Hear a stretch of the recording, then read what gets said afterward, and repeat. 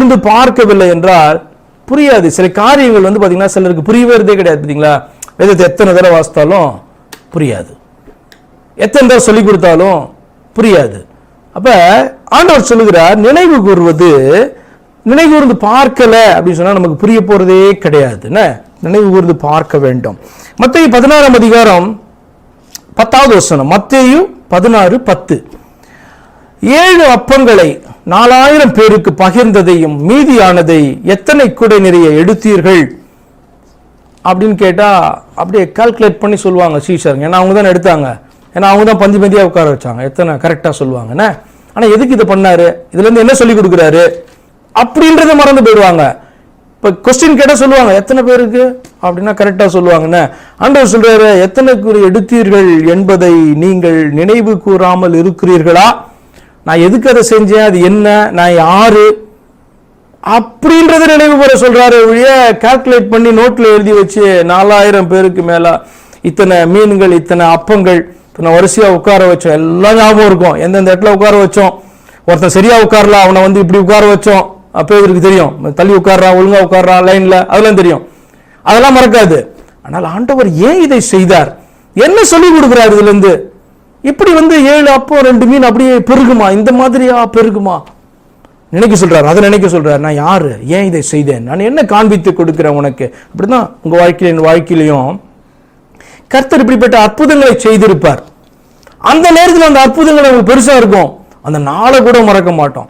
சிலர்லாம் ரட்சிக்கப்பட்ட நாள் எழுதி வச்சிருப்பாங்கல்ல, ஆனா ரட்சிப்பை என்னெல்லாம் யோசித்து பார்க்க மாட்டாங்க, ரட்சிப்பை நினைவு கூற மாட்டாங்க, ரட்சிக்கப்பட்ட நாளை நினைவு கூறுவாங்களாம். ரட்சிப்பை நினைவு கூறுறதுன்னா நீ யாரு, நீ ரட்சிக்கப்படுறதுக்கு நீ பார்த்தனா தகுதியானவனா, எப்படி ஆண்டவர் ரட்சித்தாரு, அப்படி ரட்சிக்கப்பட்ட இன்னைக்கு எப்படி நடந்துட்டு இருக்க, அப்படி என்று சொல்லி நினைவு கூற சொல்லுகிறாரே ஒழிய அந்த நாளை எழுதி வச்சு அதெல்லாம் கரெக்டா நீ என்ன பண்ண சாம்பிராணி போட்டு கும்பிட வேண்டிய அவசியம் எல்லாம் கிடையாது. ஏன்னா ரட்சிப்பு உனக்கு கொடுக்கப்பட்ட ஆயிற்று, அதை தொடர்ந்து வரப்போகிறது. அதை ஏன் நினைக்க சொல்றாரு அப்படின்னு சொன்னா, நீ அசட்டியா இருக்க கூடாது. எத்தனையோ பேருக்கு இருக்க பாக்கியம் ஸ்லாக்கியம் உனக்கு உண்டா இருக்குதே, தேவனுடைய பிள்ளையாய் மாறி இருக்கிறியே, எத்தனையோ பேர் ஜீவன் உள்ளவர்களா இருக்கிறாங்க, நித்திய ஜீவனை அப்படின்னா என்னன்னே தெரியாது அவர்களுக்கு, இந்த உலகத்திலே மறித்து போயிட போறோம் அவ்வளவுதான் அப்படி நினைத்து கொண்டு இருக்கிற அநேகமாயிரம் ஜனங்கள் உண்டு. ஆனால் நமக்கு தெரியுமே, ஒரு மறுமை உண்டு, ஒரு வாழ்க்கை உண்டு நமக்கு, இந்த உலகத்தோடு அது முடிந்து விடவில்லை, இது ஒரு தொடக்கம் தான் அப்படின்னு சொல்லி உனக்கு தெரியுமே. எத்தனை பேருக்கு தெரியும்? அந்த விசுவாசத்தை உனக்குள்ள தொடக்கி இருக்கிறாரு, அந்த மகிமை அவருக்கு கொடுக்க வேண்டாமா? சிந்தித்து பார்க்க வேண்டாம். அதை சொல்றாரு ஆண்டவர். 4000 பேர் நான் போஷித்ததை எத்தனை பேருக்கு நீங்க அந்த கூடை நிறைய மீதி எடுத்தீங்க, நினைக்காம போயிட்டீங்களே அப்படின்றார். மார்க் 8:18.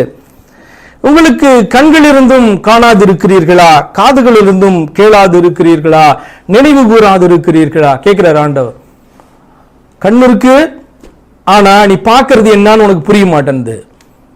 காது இருக்கு, கேட்கிற பைபிள் ஸ்டடியில, பிரசங்கத்துல, இன்னும் யூடியூப்ல போய் நிறைய இதெல்லாம் கேட்கிற, அவ்வளவு கேட்டாலும் ஒன்னும் புரிய மாட்டேங்குது, ஒன்னும் உள்ள போக மாட்டேங்குது. அதுல இருந்து ஏதாவது ஒரு காரியத்தை ஆண்டவர் பேசிக்கொண்டுதான் இருப்பார். சும்மா கிடையாது, நீங்க ஏதாவது ஒன்று பண்ணி ஆன் பண்ணி நீங்க கேட்கறீங்க, 1 மணி நேரம் ஸ்பெண்ட் பண்ணி கேட்பீங்களா தேவையில்லாம? ஆண்டவர் உங்களோடு கூட ஏதாவது பேசுவார், ஆனா அது பெருசா நமக்கு தெரியாது. ஆண்டவர் கேட்கிறாரு, காதுகள் இருந்தும் கேளாது இருக்கிறீர்களா, நினைவு கூறாது இருக்கிறீர்களா? கேட்கும் போதே உனக்கு நான் ஞாபகப்படுத்தினேன், இது உனக்காக தான், இந்த வார்த்தை உனக்காய் கடந்து வருகிறது என்று சொல்லி நான் ஞாபகப்படுத்துறேன், நினைவு கூற மாட்டேன்றிய கேட்கிறார் ஆண்டவர். தன்னுடைய சீஷர்களை பார்த்து கேட்டார், இன்னைக்கும் நம்மளை பார்த்தும் அவர் தொடர்ந்து கேட்டுக்கொண்டுதான் இருக்கிறார்.